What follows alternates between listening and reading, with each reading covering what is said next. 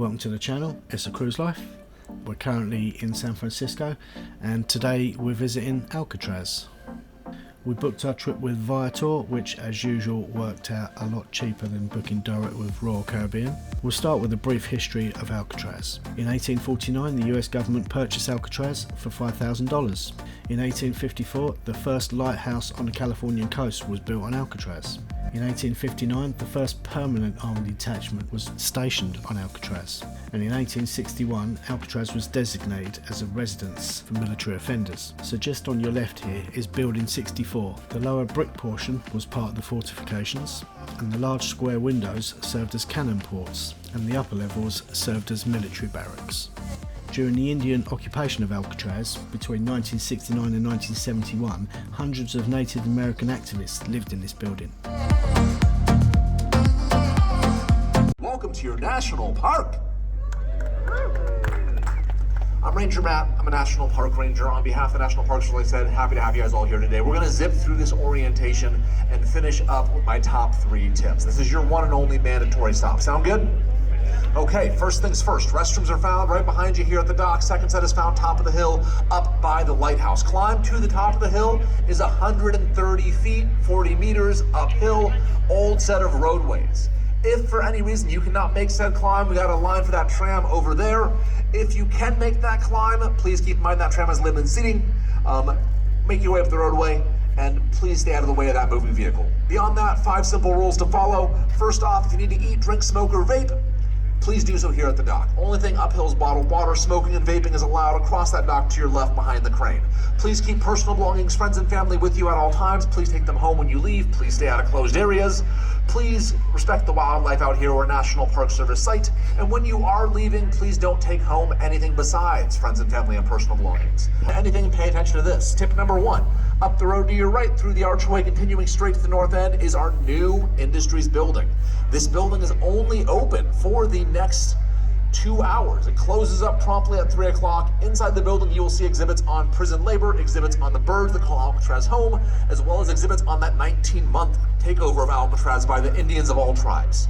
Number 2, head to the very top of the hill, back down the far side. That west road has the best views of the Golden Gate Bridge. Beautiful gardens, great bird watching. Number 3, big building, very top of the hill. That is the main prison, which houses the island's cell house.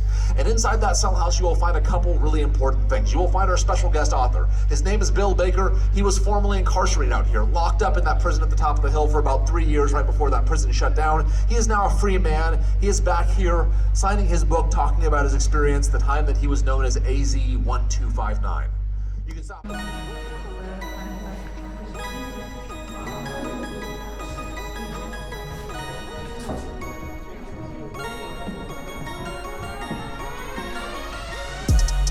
Continuing through Building 64, we have an audio tour about the occupation of Alcatraz by the Native American Indians.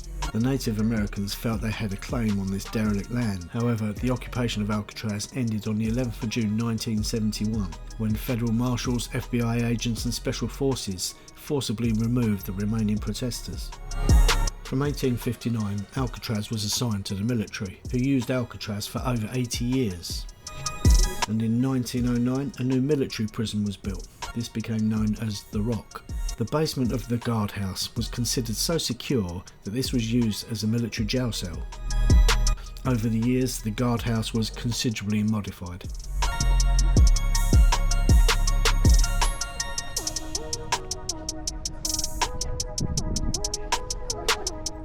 When Alcatraz became a federal prison, this building was dubbed the Officers Club, and this was the centre of the island's social scene.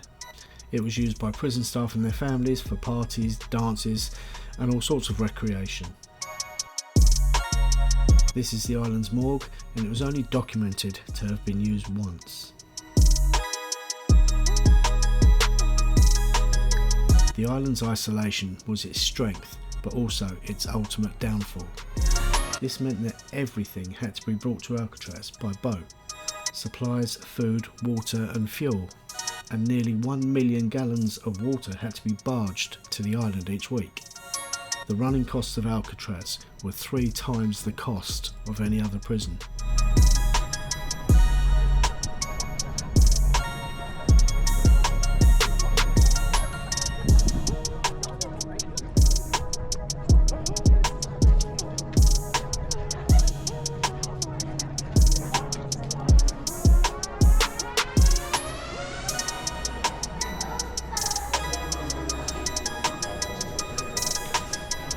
When visiting this place, you should really do one of the audio tours. This will give you a much better insight to life in Alcatraz. We've done the Cell House audio tour, and this is an award-winning tour and is available in 11 languages. The tour will guide you around the cell blocks, which have been nicknamed Park Avenue, Broadway and Michigan Avenue. You may well have heard of some of these infamous characters. Al Capone, who is the inspiration behind the movie Scarface. Machine Gun Kelly was named after his favourite weapon. Arthur Barker terrorised the Midwest in the early 30s with bank robberies, kidnappings and murders. Alvin Karpis was also a gang member. Robert Stroud, you'll know from the Birdman of Alcatraz. And finally Bumpy Johnson, who was known as the Godfather of Harlem.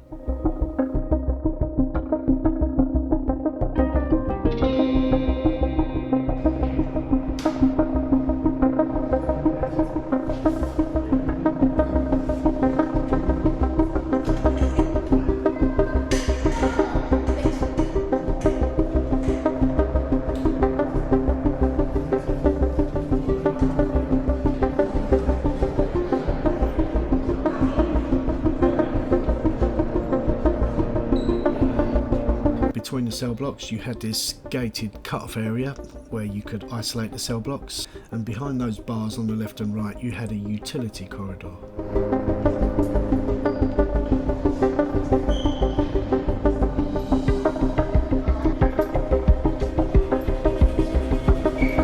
John Anglin, Clarence Anglin and Frank Morris all knew each other from previous stints in prison.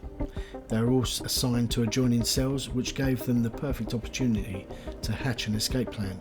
On the 12th of June 1962, these three convicts had tunnelled through their cell walls into the utility corridor, whereby they climbed the pipes up onto the roof before using more than 50 raincoats to turn into a makeshift life raft to aid their escape. These convicts were never found, and if you've never seen the movie Escape from Alcatraz featuring Clint Eastwood, go and watch it.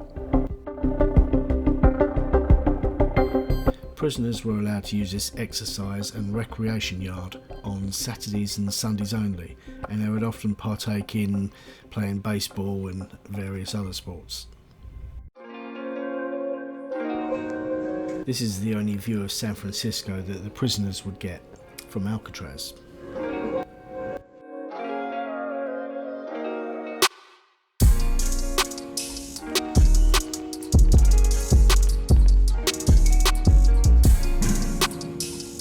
On the 21st of March 1963, Alcatraz closed its doors after 29 years of operation, and the decision to close the prison was made long before the escape. Alcatraz was just too expensive to run. On the 20th of November 1969, under the cover of darkness and sailing out of San Francisco Bay, the Indians of all tribes sought to occupy Alcatraz. The Indians issued a call for contributions, and activists who supported the occupation helped by shuttling supplies and visitors from the mainland base at San Francisco's Pier 40. In early 1970, life on the island changed. Activists and some of the movement's college students had to return to school, and they were often replaced by vagrants who were more interested in living rent-free. Leadership was in crisis, and drugs and alcohol became a problem. This left groups of warring activists to fight it out for control of the island.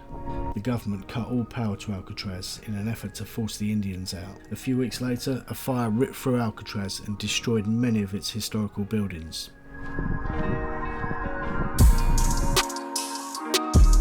This is William Baker, one of the last remaining prisoners on Alcatraz.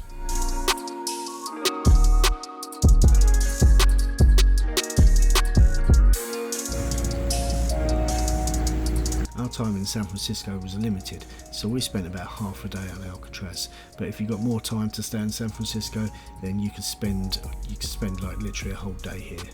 So whether you're on a Pacific coastal cruise, or you're driving up that Californian coast, or you're just spending a few days in San Francisco, we hope this has given you enough insight to book a trip to Alcatraz.